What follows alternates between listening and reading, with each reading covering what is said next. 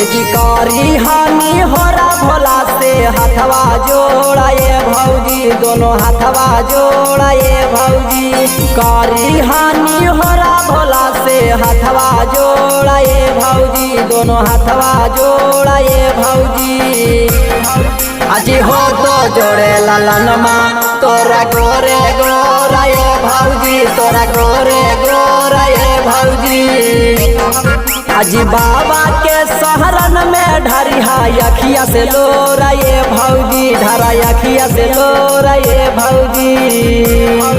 अजी हो तो जोड़े ललनवा तोरा गोरे गोरा ये भौजी, तोरा गोरे गोरा ये भौजी।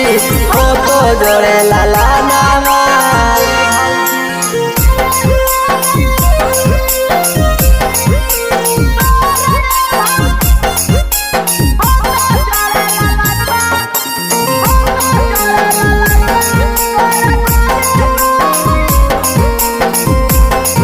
नमूना रिकॉर्डिंग स्टूडियो राजगीर। ए जी ढेर दिन शादी के बीत गेलो होलो ना लाला नामा, भोला जी से जाके पहले कर लिहा दर्शनामा। ए जी अजी ढेर दिन शादी के बीत गेलो होलो ना लाला नामा, भोला जी से जाके पहले कर लिहा दर्शनामा। सुइया पहाड़ पर तोरा गढ़ तो गोड़ा ये भौजी, तोरा गढ़ तो गोड़ा ये भौजी।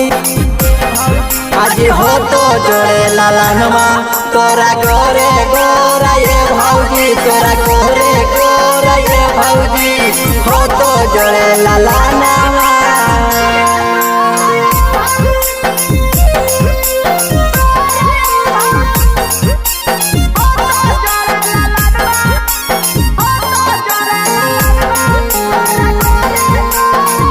नमूना रिकॉर्डिंग स्टूडियो राजगीर।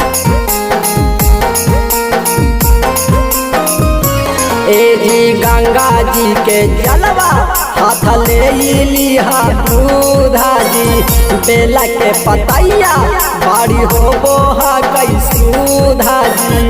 ए भौजी सुनो जी, गंगा जी के जलवा हाथ ले लिहा दूधा जी, बेला के पतैया बाड़ी हो बोहा कैसूधा जी। जी राजा देवा रसिया काहे हथवा जोड़ा ये भौजी, दोनों हथवा जोड़ा ये भौजी। आज हो तो जोड़े ललनवा तोरा गोरे गोरा ये भौजी, तोरा गोरे गोरा ये भौजी। हो तो जोड़े ललनवा। नमूना रिकॉर्डिंग स्टूडियो राजगीर।